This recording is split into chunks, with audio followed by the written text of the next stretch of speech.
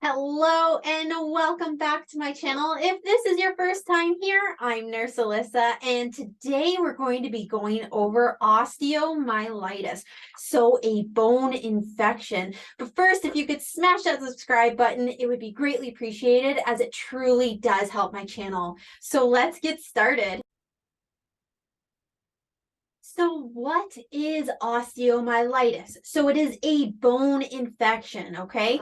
So infections can either reach the bone through the bloodstream, nearby tissue, or exposed bones, okay? So a lot of times with wounds, if you can touch the bone, okay, if you can prod down to the bone, there is a high chance that they're going to have a bone infection, okay? So people who are smokers or who have chronic health conditions are at higher risk of having osteomyelitis, okay? Because their immune system doesn't work as well as a healthy individual. So osteomyelitis was once considered incurable, okay? So it now can be successfully treated through IV antibiotics to heal the infection. Now, a lot of times people are on an IV antibiotic for over 6 weeks to reach where the infection is cleared. But sometimes the bone does die and the person does need to have an amputation with strong intravenous antibiotics afterwards. So symptoms. Signs and symptoms of osteomyelitis may include fever, swelling, warmth, redness over the area that's infected, pain in the area of the infection, fatigue.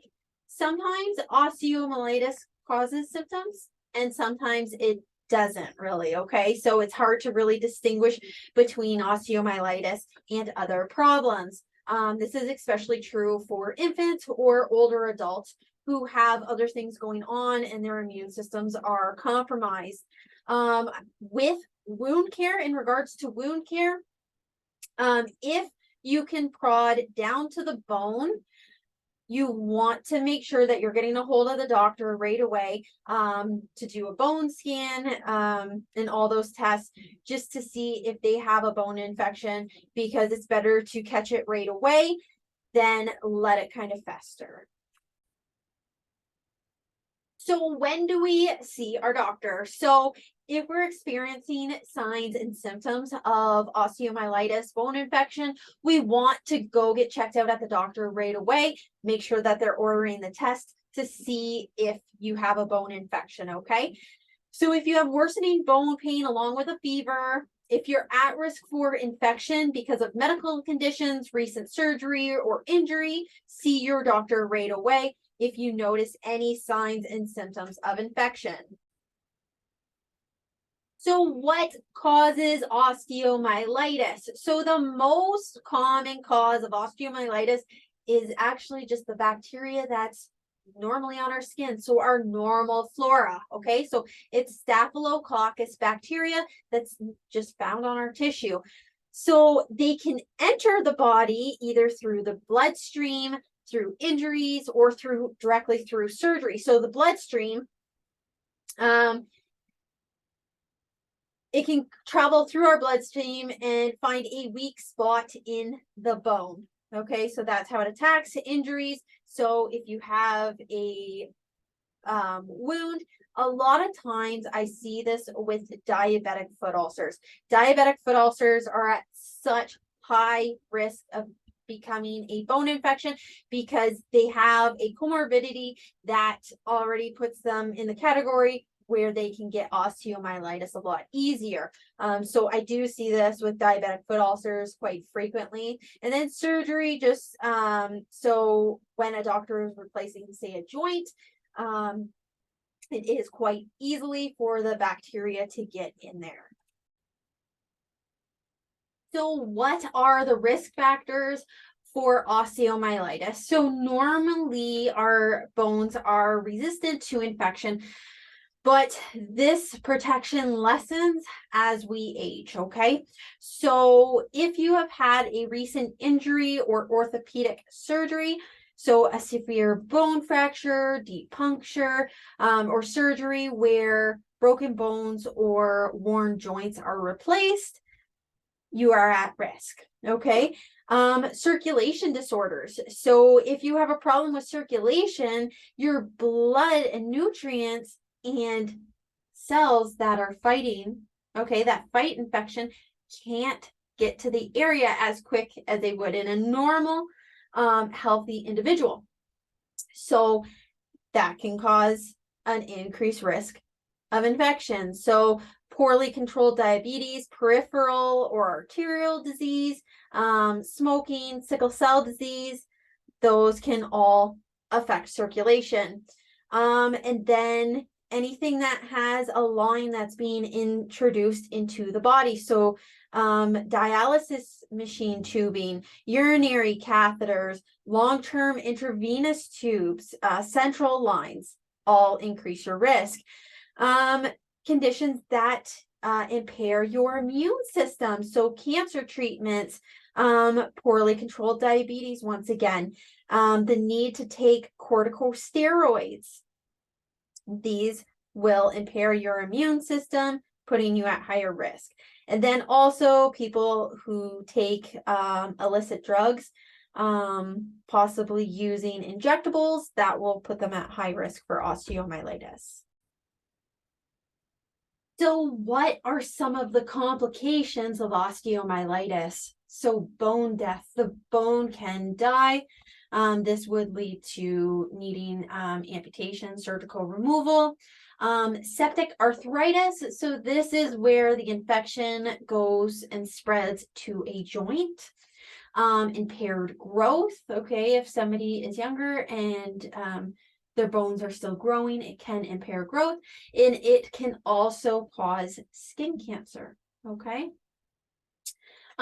Prevention. So if you've been told that you're at higher risk for osteomyelitis, you do want to avoid scrapes, cuts, bites, anything that punctures the skin and lets bacteria into the tissue, okay? So if that happens, you're going to immediately cleanse the area, bandage it with a clean cloth, and you're going to check the wound frequently for signs and symptoms of infection.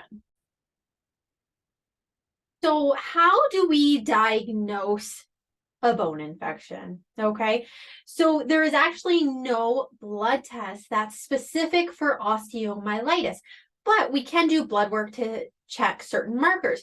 So we can check to see if you have elevated white blood cells, okay? And they can check for other factors too to see whether or not you have an infection going on within your body, okay? But this is just a generalized infection. We don't know exactly where it is at this point.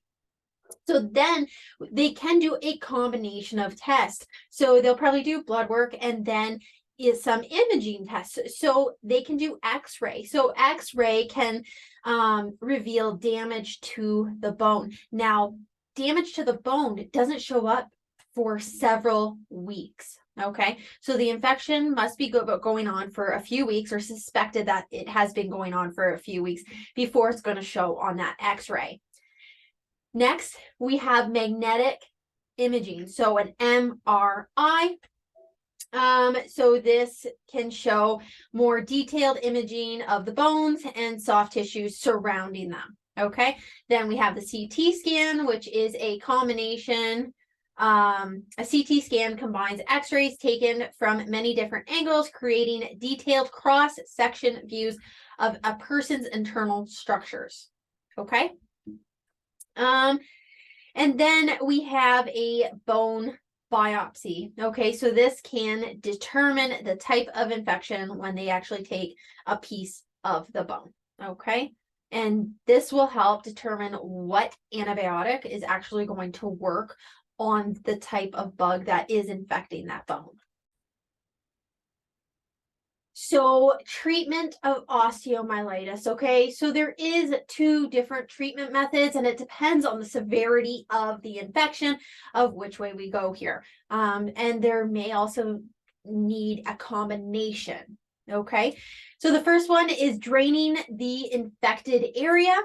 Okay, remove diseased bone or tissue, restore blood flow to the bone, remove any foreign objects. So this could be like if somebody had screws or a plate put in due to a break, they'll have to remove those appliances, all the way down to having to amputate the limb. Okay, now this depends on severity. I have seen both cases. Normally they start with medication though, okay? So an IV antibiotic for about 6 weeks. So that's why they like to do a bone biopsy, so we know exactly what type of bacteria we are dealing with, so we are treating it appropriately, because it takes 6 weeks, sometimes even longer, to get rid of that infection. Okay, so if we're treating something for a month and it's not the right antibiotic, see where the predicament is here. Okay, if we had to go to another one, we're going to have damage that whole entire time, and antibiotics really aren't good for us. You know, they wreak havoc on our system. They affect our gut flora, whatnot. So we want, if we're using an antibiotic, we want to make sure that we're actually using something that is going to kill that bacteria. So that's all that I have for this video, guys. I hope it did give you a better understanding of osteomyelitis and just really how we're treating it. But that's all I have for this video, guys, and I hope to catch you in my next one. See ya.